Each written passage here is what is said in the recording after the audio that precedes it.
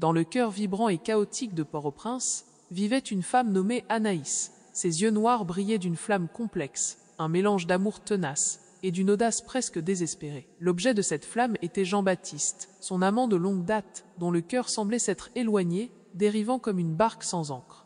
Anaïs ne comprenait pas ce refroidissement. Leur passion avait été un feu de brousse, dévorant tout sur son passage. Maintenant, il ne restait que des cendres tièdes et un silence pesant lors de leur rencontre. Elle se sentait transparente, invisible à celui qui avait autrefois gravé son nom sur chaque parcelle de son âme.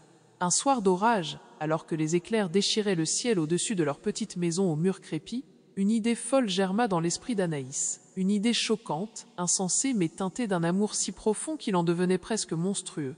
Elle commença à fréquenter secrètement un autre homme, un voisin timide et doux, nommé Émile. Chaque regard échangé, chaque main frôlée était une pièce sombre ajoutée à son plan. Elle racontait à Jean-Baptiste des bribes de ses rencontres imaginaires, des détails inventés de toutes pièces, espérant réveiller en lui une jalousie dormante, une possessivité oubliée. Ces mensonges étaient des offrandes tordues à leur amour mourant. Elle pensait que si Jean-Baptiste la voyait désirée par un autre, il se souviendrait de sa propre convoitise, de la fièvre de leur premier jour. Elle voulait le blesser pour qu'il se réveille, le rendre jaloux pour qu'il se batte à nouveau pour elle. Le non-sens de sa démarche la hantait parfois au milieu de la nuit. Elle se voyait comme une criminelle de l'amour, une manipulatrice au cœur brisé. Mais la pensée de perdre Jean-Baptiste était une douleur plus vive encore, une amputation de son être. Un soir, alors qu'elle revenait d'une de ses rencontres simulées avec Émile, elle trouva Jean-Baptiste assis sur le seuil de leur porte, le visage sombre illuminé par la faible lumière de la lune. « Où étais-tu » demanda-t-il, sa voix rauque d'une émotion qu'elle n'avait pas entendue depuis longtemps. Anaïs sentit son cœur battre la chamade. Son plan fonctionnait-il? Allait-il enfin la regarder avec les yeux de la passion retrouvée? Elle ouvrit la bouche pour inventer une nouvelle excuse, mais les mots restèrent bloqués dans sa gorge. Elle vit dans les yeux de Jean-Baptiste non pas de la colère, mais une tristesse profonde, une résignation douloureuse. « Je sais, dit-il doucement. Je sais pour Émile. » Le choc la frappa comme un coup de tonnerre. Comment le savait-il? Je voulais juste, commença-t-elle, sa voix brisée.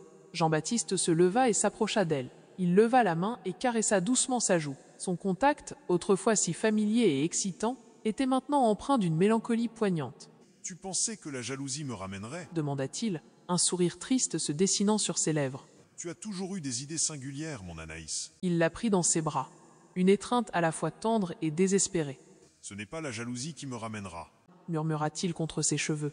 « C'est la douleur de savoir que tu cherches ailleurs ce que je n'ai plus su te donner. » Anaïs éclata en sanglots, son stratagème insensé se retournant contre elle avec une force inattendue. Elle avait voulu raviver leur amour par le feu, mais elle n'avait fait que brûler les derniers vestiges de leur intimité.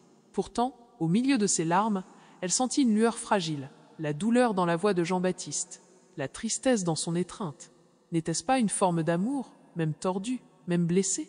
Dans cette nuit d'orage, sous le ciel déchiré de Port-au-Prince, leur amour était une plante étrange, nourrie par la tromperie et la douleur, mais peut-être, juste peut-être, capable de fleurir à nouveau dans le terreau fertile de leur désespoir partagé. L'amour, parfois, prend des chemins obscurs et tortueux pour se retrouver, même si le prix à payer est une cicatrice profonde sur le cœur.